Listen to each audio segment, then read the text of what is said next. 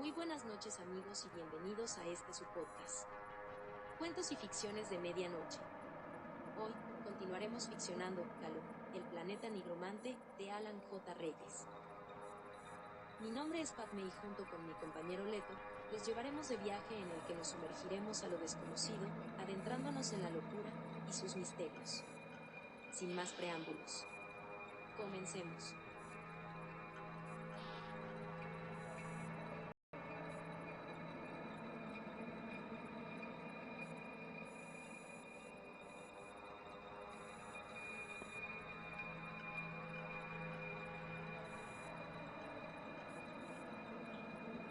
Calo, el planeta nigromante.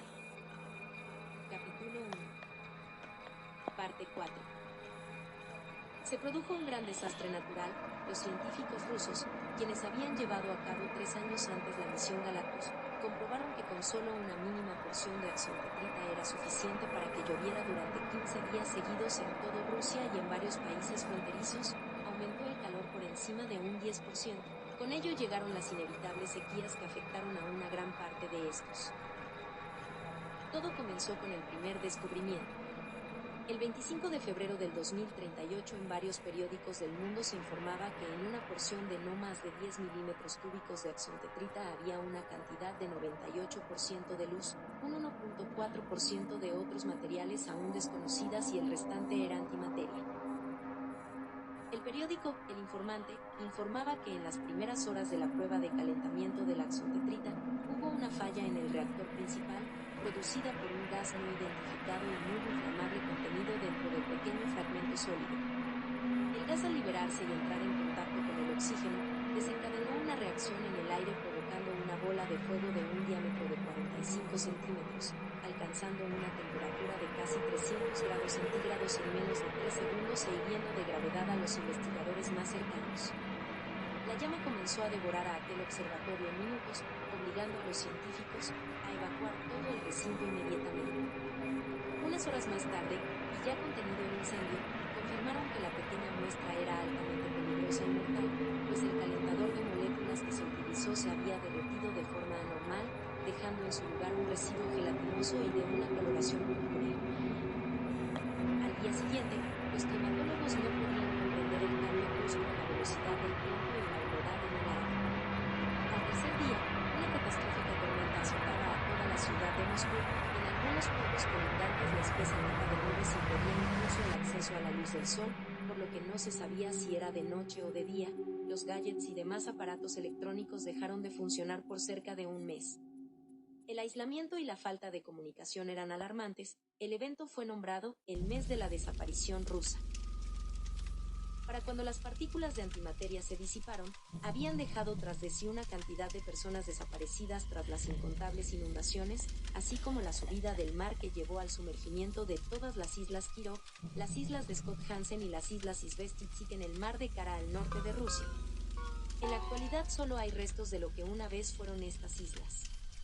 Aquí en México, se rindió homenaje durante una semana, 3 minutos de silencio diario por las miles de vidas que habían perecido. Durante el evento apocalíptico se lograron obtener imágenes satelitales y se expusieron en televisión a nivel mundial. Era terrorífico ver cómo la enorme masa de nubes cubría la isla Svalbard, gran parte del sur de Suecia y casi todo Finlandia. Estonia, Lituania y Letonia eran invisibles en su totalidad, así como también varios territorios de Bielorrusia. Recuerdo el escalofrío que sentí cuando leí aquella noticia y miré las fotografías subidas a la red. Estuve a punto de hacerle mención a mi padre sobre aquella noticia y él como su escritorio me lo recordaba. Preferí mantenerlo en mi memoria. Una vez que mi padre hubo terminado de hablar, se despidió de nosotros y acto seguido salimos mi madre y yo de la oficina. No volví a pisar el lugar, hasta después de varios años, ya cuando era más grande. Desde aquel día, pude ver desde mi ventana a Nabu diariamente. Bajo el gran arce frente a mi recámara, se sentaba sobre una de las gruesas ramas que se asomaban del suelo, leyendo un libro. En un principio su apariencia física me conmocionaba a tal grado que podía imaginarlo observándome escondido entre las ramas. Afortunadamente solo era mi imaginación. Con el transcurrir de los días lo fui conociendo de a poco.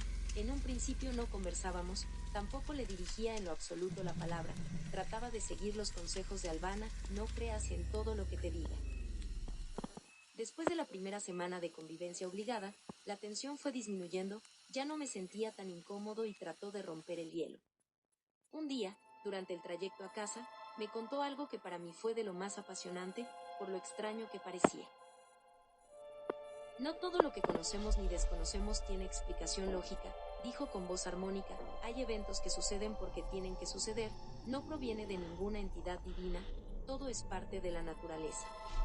Por ejemplo, una de las cosas más erróneas que podemos concebir como verdad es el tiempo, sin importar el cómo se percibe. Ahora, para entender esto imagina la velocidad luz. Se precisa que recorre una distancia cercana a los 300.000 kilómetros por segundo, según las matemáticas del hombre. Debemos entender que esta medición humana suele ser totalmente inexacta, pues la luz al viajar de un punto A un punto B no llega en su totalidad, esto se debe a que la luz posee características de variadas dimensiones. En ocasiones puede desplazarse a un 50% por encima de su velocidad mientras que en otras sobrepasa sus propios límites. Esto sucede porque en el canal multiversonal o espacio como el humano le nombra, carece precisamente de tiempo y de posicionamiento.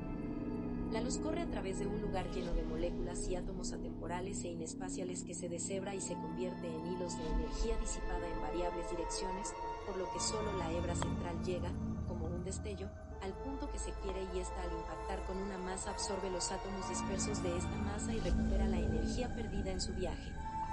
Esas emanaciones perdidas de energía que llegan a otros lugares del infinito se llaman picontas, y son capaces de crear túneles interestelares que cruzan de un universo o dimensión a otro en cuestión de microsegundos terrestres.